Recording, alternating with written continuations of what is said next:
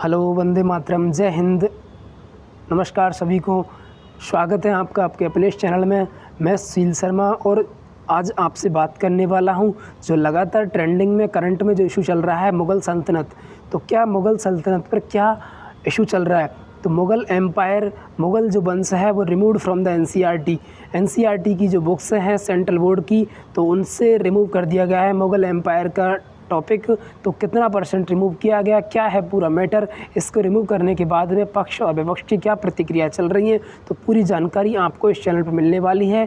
अगर आपने अभी तक इस चैनल को सब्सक्राइब नहीं किया है तो नीचे जाके सब्सक्राइब नाम के रेड आइकन के बटन पर क्लिक करके अभी इस चैनल को सब्सक्राइब कर लें और पास ही में बेल आइकन होगा उसको भी प्रेस कर दें ताकि जब भी मैं वीडियो अपलोड करूँ सबसे पहले आपके पास वीडियो पहुँच जाए।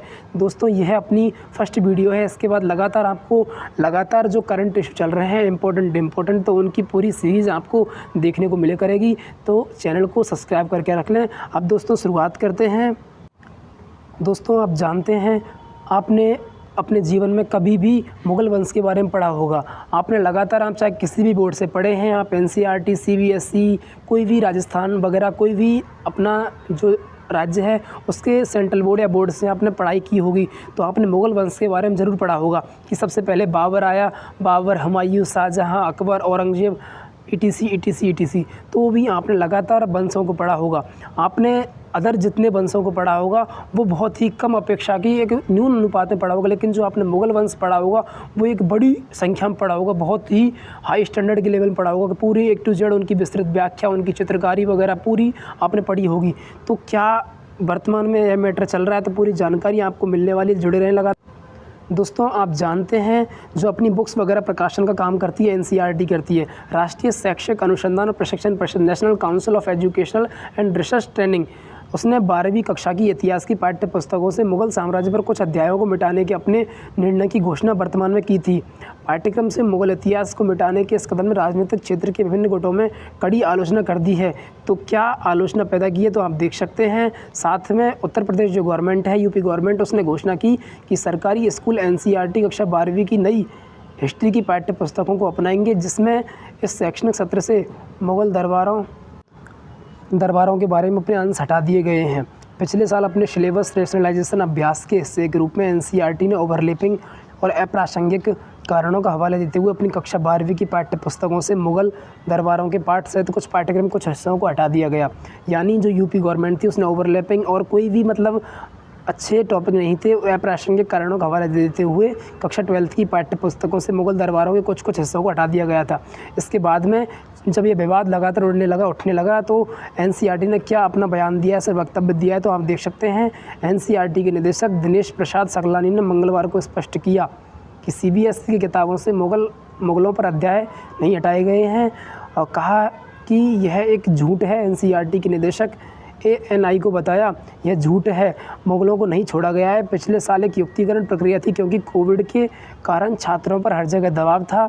एनसीईआरटी प्रमुख ने आगे कहा कि विशेषज्ञ समितियों ने मानक 6 से 12वीं की किताबों की जांच की। उन्होंने सिफारिश की कि यदि इस अध्याय को हटा दिया जाता है तो इससे बच्चों के ज्ञान पर कोई प्रभाव नहीं पड़ेगा और एक अनावश्यक बोझ हटाया जा सकता है। बहस जो चल रही है वो अनावश्यक चल रही है, जो नहीं जानते वे पाठ्य पुस्तकों की जाँच कर सकते हैं, सकलानी ने कहा है। सकलानी जो है अपने सीबीएसई एनसीईआरटी के निदेशक दिनेश प्रसाद सकलानी जी हैं। उसके बाद उन्होंने साथ में कहा कि आज भी छात्र एनसीईआरटी कक्षा 7वीं की किताब में मुग़लों का इतिहास पढ़ रहे हैं। इसके साथ ही कक्षा 11वीं की किताब के सेक्शन 2 में साम्राज्यों में मुग़लों का इतिहास पढ़ाया जा रहा है और 12वीं की क्लास की किताब मुग़लों के इतिहास पर 2 चैप्टर थे, जिनमें से थीम 9 को पिछले साल हटा दिया गया था, जबकि थीम 8 अभी भी छात्रों को पढ़ाया जा रहा है। इस साल किसी भी किताब से कोई अध्याय नहीं हटाया गया, सकलानी ने आगे यह कहा है। यानी जो एनसीईआरटी के जो निदेशक हैं सकलानी जी, तो उन्होंने बताया है कि जो एनसीईआरटी में कक्षा 7वीं, कक्षा 11वीं में अभी भी सेक्शन 2 में साम्राज्यों में मुग़ल इतिहास को पढ़ाया जा रहा है। केवल 12वीं जो अपनी क्लास है उसमें से ये टॉपिक को हटा दिया गया क्योंकि छात्रों पर से अनावश्यक बोझ कम किया जा सके। साथ में जो विपक्ष है इतिहास का सिलेबस बदलने की कोशिश से विपक्ष ने क्या कहा है, तो MIM के जो प्रमुख हैं असदुद्दीन ओवैसी ने आरोप लगाया कि केंद्र NCERT के पाठ्यक्रमों से मुगल इतिहास को हटाकर अतीत को मिटा रहा है, जबकि चीन हमारे वर्तमान को मिटा रहा है। वे अरुणाचल प्रदेश में चीन द्वारा स्थानों के नाम बदलने का जिक्र कर रहे थे। ओवैसी ने एक संवाददाता सम्मेलन में कहा कि एक तरफ मोदी सरकार NCERT के पाठ्यक्रमों से मुगलों को मिटा रही है, वहीं दूसरी तरफ चीन, जिससे PM Modi ji G20 Indonesia की बैठक में हाथ मिला रहे थे, हमारे वर्तमान को मिटा रहा है। यानी जो असदुद्दीन ओवैसी हैं, AIMIM के जो प्रमुख हैं, उन्होंने ये आरोप लगाए हैं मोदी गवर्नमेंट के ऊपर। तो उनकी ये पूरा आरोप इसी वजह से है कि उनके जो आदर्श स्रोत जो उनको मानते हैं मुगलों को, उनके पूरे वो हटा दिए गए हैं। तो इनको उनके द्वारा ये बहुत बुरा माना जा रहा है। इसके ऊपर जो BJP के राष्ट्रीय प्रवक्ता हैं कपिल मिश्रा जी, तो उनके द्वारा एक वक्तव्य जारी किया गया है ट्विटर के माध्यम से। तो NCERT से मुगलों का झूठा इतिहास हटाना एक शानदार निर्णय है। चोर, जेब कतरों और 2 कौड़ी के सड़क छाप लोगों को मुगल सल्तनत और भारत का बादशाह बताया जाता था। अकबर, बाबर, शाहजहाँ, औरंगजेब जैसे लफंगों की जगह इतिहास की किताबों में नहीं, कूड़ेदान में है। तो ये कपिल मिश्रा ने ट्वीट करके बताया है। यानी इनकी पूरी मंशा है कि पूरा जो मुग़ल वंश है वो हटा दिया जाए। लेकिन मैं आपको बता दूं कि जो NCERT का टॉपिक है उसमें केवल 2 टॉपिक थे।